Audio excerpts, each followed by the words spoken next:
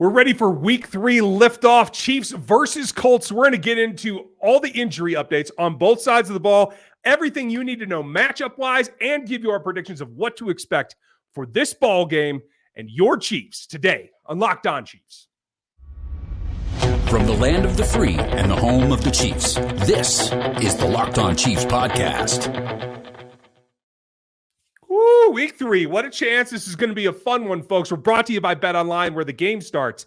They have you covered this season with all the props, lines, odds, and things that you need. So get over there to BetOnline, where the game starts. Indianapolis Colts, a couple of friends of the program here over there. A lot of change for them as well as these Chiefs, and who's going to be in this ball game coming up today. I'm Ryan Tracy, the founder of Rogue Analytics and Performance Consulting, NFL33.com, as well as RGR Football. Thanks for making us your first listen. And check out another Locked On show, like maybe the draft show, if you want to know what's coming for the prospects, or any other show of any sport that you like here. We are for free on every platform every day. A lot coming today. Always a lot coming out on Friday. We are going to be previewing this game and a lot to talk about when it comes to the Colts. I'm Chris Clark from Chiefs Corner. You can find me over there at kcchiefscorner.com, as it says on the screen right now if you're watching on YouTube. Okay, so let's just jump into this really quick and talk about injuries. I don't think Harrison Butker is going to play in this game, and I will tell you, I'm okay with it. Yeah. I can understand that. I'm not going to say that I believe that the other kicker that they brought in is better than Butker. That's not at all what I'm saying, but I'm okay if he has to kick another game and Butker misses even the next game. I'm okay with that. Get him healthy, get him ready for the rest of the season when it's really going to matter the most. Yeah, in the end, it's about getting Harrison Butker good, getting him back to health so that you don't have any more pulls, any more problems, any more stability issues with his plant foot when you do need him, like in a couple of weeks against the Bills, or when you do need him down the stretch in the AFC West, or when you have to have him in the playoff run. So I'm completely with you. Caution here pays dividends later in the season. Yep. Nope. And that's where I am. And Mike Dana is the other one that's a little bit interesting. And I don't like losing him. I think he's played well. Mm-hmm. But again, in this type of game, I guess I'm okay with it. And it's unfortunate. I hope that Mike's able to pull it out because I thought he's been giving them a lot of good reps. And he seems to be the guy that's allowing them to go to the NASCAR package for Spags, with Chris Jones being the only true defensive tackle on the field when they're trying to get a 4-man pass rush. And he's been pretty effective. I think he and George Karlaftis together on one side. I'm liking what I'm seeing there. So one of my most important aspects of this ballgame is going to be the pass rush, and he is a significant chunk of that, I think, in terms of getting to the next level. Now I wonder, how do you adapt from that and change it up? And I have a couple of ideas. We'll talk about that in the next segment. On the Colts side, one guy who didn't practice today is Yannick Ngakoue, who I think that's important for the Kansas City Chiefs pass block. He was limited in practice yesterday, didn't practice on Thursday. Let's hope that it's not dire. I think the guy's had a rough kind of go the last couple of years, but if he doesn't get to go against Andrew, I think we're going to be okay. Yeah, no, and I agree. And I think that you're looking at a situation where there's a lot of unknowns. I think that you start looking at what that Colts defense is. And if you didn't see the crossover or listen to the crossover, you need to go check that out. Talk to my buddy Jake Arthur that we've known, I don't know, what is it, 8 years now? Something like that. Yeah. Jake and I were talking, it was maybe 10 years, but it's been forever that I've known this guy. Great catching up with him. Great talk on the Colts. But really the reality is with that team, there are so many questions when it comes to them understanding the scheme that Bradley is trying to run. And it is a Gus Bradley defense as well. That's also going to be something that's going to be fun to deal with. Yeah, a couple of interesting twists there that will allow, I think, some possibilities. We'll talk matchups coming up here in a bit, folks. The Chiefs are in pretty good shape otherwise. Mecole didn't practice full, but was limited and was out there. He's the other guy that had any kind of problems this particular week that we don't already know about, that he's probable to go. But on the other side, the Colts are missing a couple of keys. They missed both of their top wideouts last week in Michael Pittman and Alec Pierce, the rookie that jumps through the roof, former volleyball player. If you guys haven't followed him in the draft cycle, I was pretty high on him and thought that Chiefs might have had they not gotten Skyy, they might have had a chance at him in the third or maybe later. You never know. Evidently, that's not the way it works out. But it looks like they were both practicing in some form this week. Yeah, and I want to say this. We also talked a lot about Alec Pierce in our coverage of the draft and looking at him as a possible fit for this Chiefs team. So could have made a lot of sense for him to be here. And one of the things that we talked about also in the crossover was their ability to go up and get jump balls, which is something that I think that this Chiefs team could be susceptible to with the height differentials on some people. Not going to say it's always going to be a problem. Mike Williams is a different story than Alec Pierce and Michael Pittman. So there's that as well. But the other thing that really sticks out to me is that looking at those two players, yes, you can throw them jump balls, but I'm sorry, Justin Herbert is head and shoulders above Matt Ryan in throwing the ball and where it's going to get placed. So to me, it's not going to be something that I think is going to be a huge concern. Yeah, so far, Matt Ryan has completely let me down. I thought he was going to be this pissed off, last hurrah, YOLO kind of guy, like right off in the sunset with a championship kind of attitude. And I just don't see it. I don't know that his arm agrees. I don't know if his arm's attached at this point. So it may just be tale of two body parts not working in concert, but they have a couple of issues there. And I think it looks like DeForest Buckner was back in full on Thursday.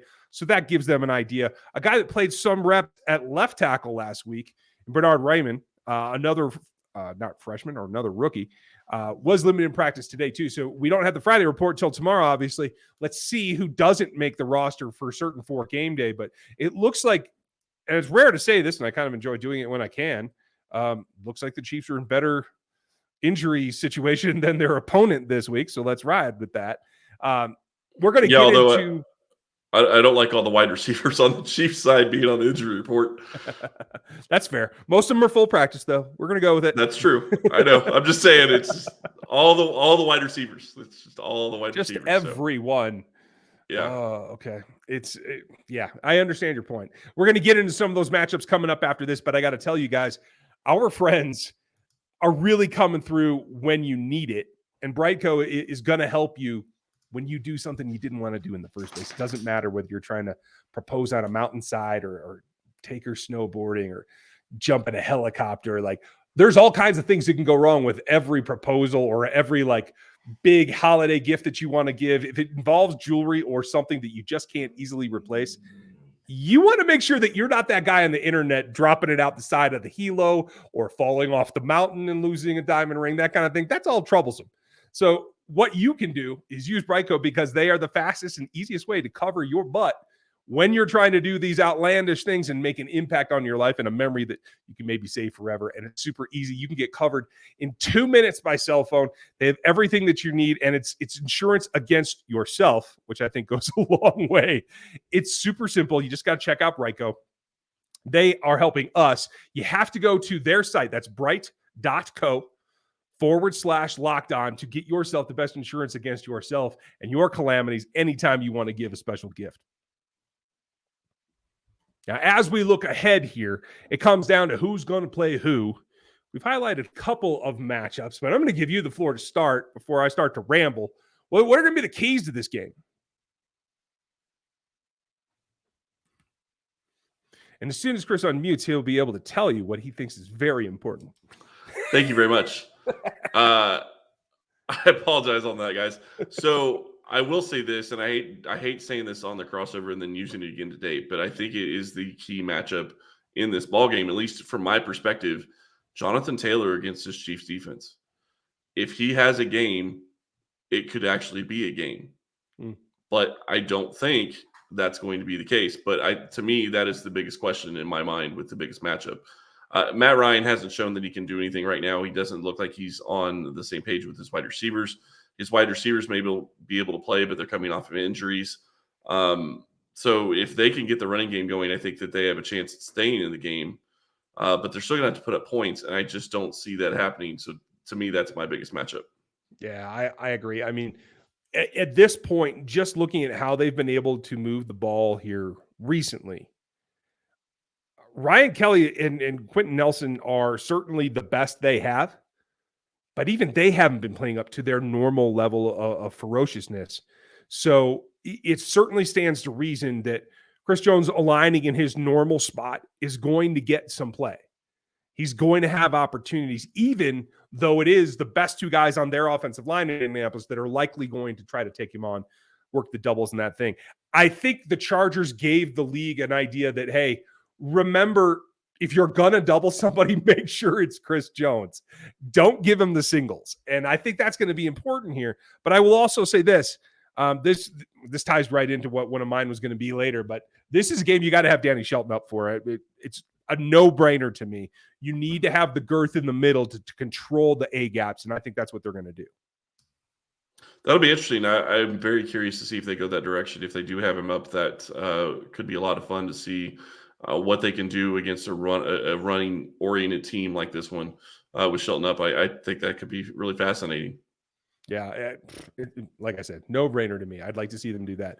And this is, for my first point, it is about dealing with the super tall, super jumpy, super elevating wide receivers. Paris Campbell is a guy that's going to catch some passes, but he's not anything that scares you, especially with Darius in there. What's scary is the height and the elevation of these two pass catchers.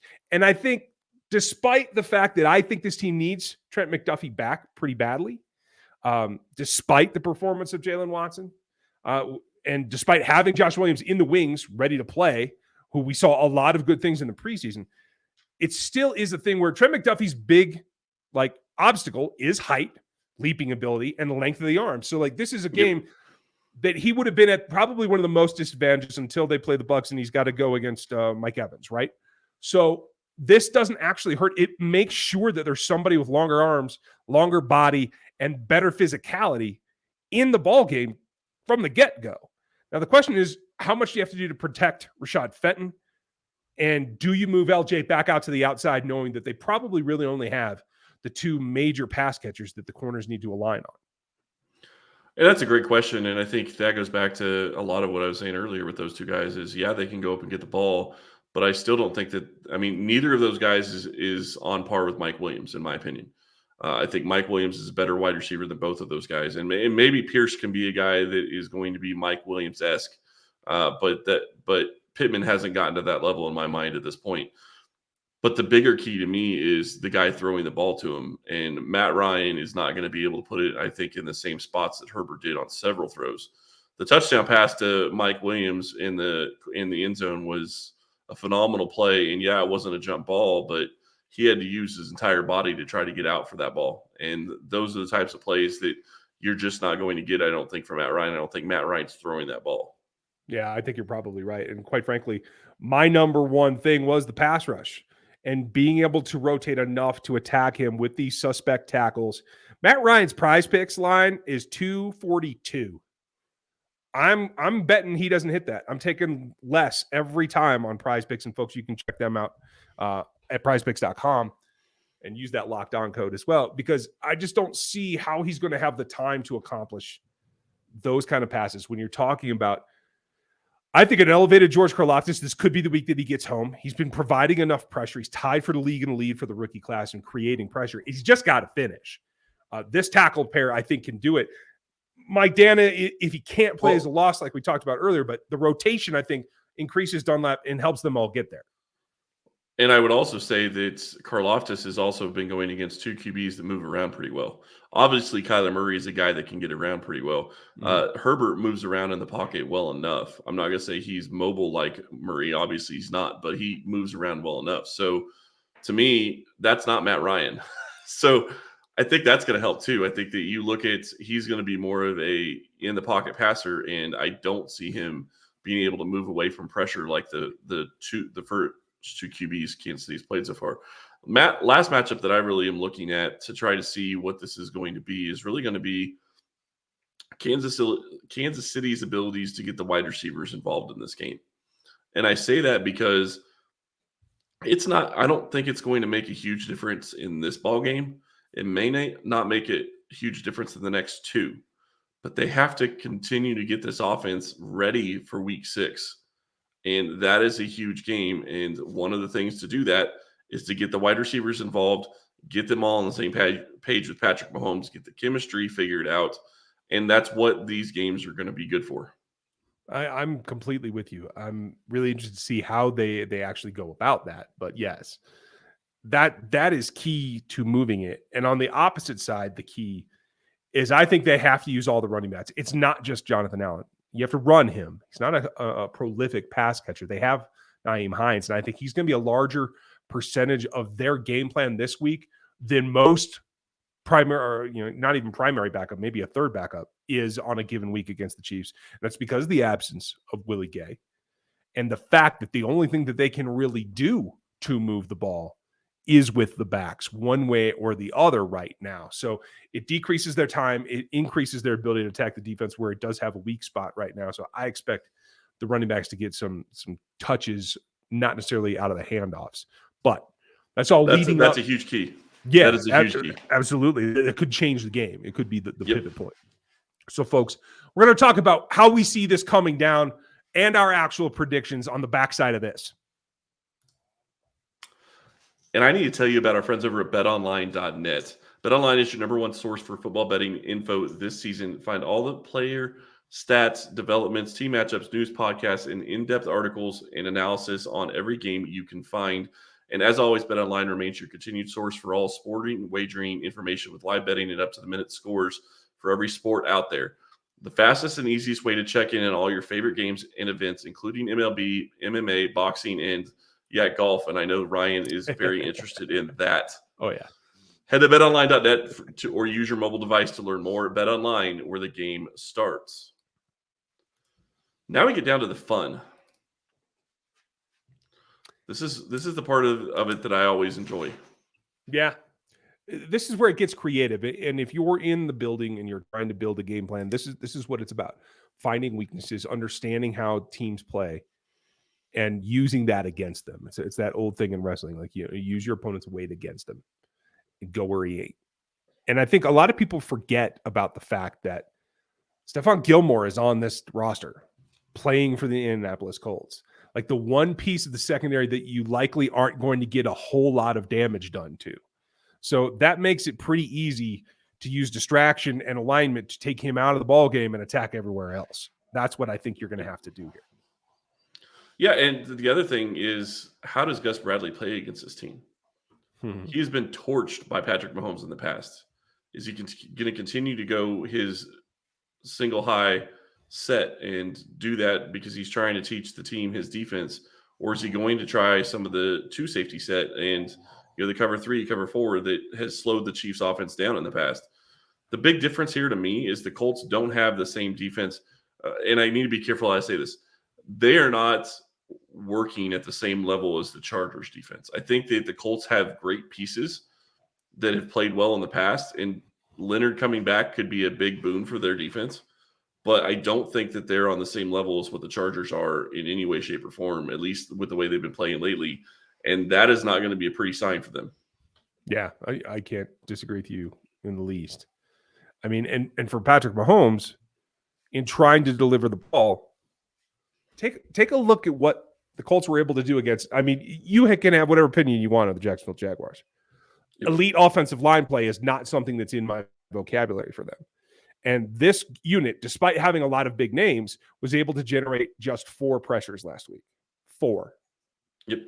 Now, this could be similar to the Chiefs-Chargers matchup where the Jags just have the Colts number. They knocked them out of the playoffs last week. It just might be a matchup specific thing that on paper they shouldn't be that close, but they are. I don't know. But the fact that you can't generate more pressure than that with not just some guys with some experience, obviously DeForest Buckner's out there, Yannick Ngakoue, we talked about him earlier, but you have Deo out there, you have Kwity Paye out there, you have Ben Banogu out there. Those are 3 young guys that are more explosive than what the average team is going to bring. And so you have a nice mix there.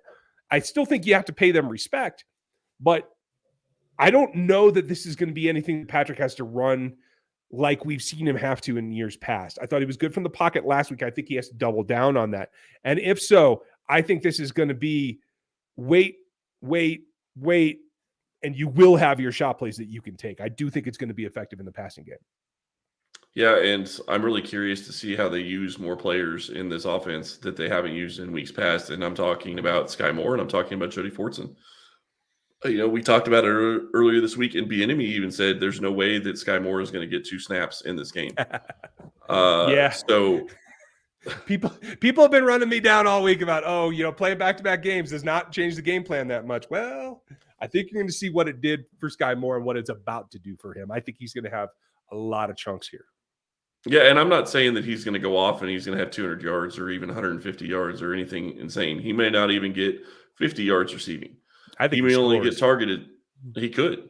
He may only get targeted 2 or 3 times in this game, but he's going to have a lot more snaps. There's no way. I would imagine he's going to be closer to 10 to 15 snaps, if not more, than he was at 2 against the Chargers. And you're right. It changes your game plan when you don't have time to set a new game plan. It changes what you're able to do. And the person that's going to be affected by that the most is going to be your rookie that doesn't know everything in the offense. And like you said, with everybody being on the injury report, I think Eric's being a little bit demure about giving away what that's going to be. I think he gets several touches. I think Skyy Moore scores this week.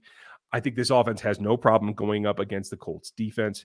And listen, you can like some of the front office in Indianapolis that came from Kansas City. You can like having that connection. That's fine.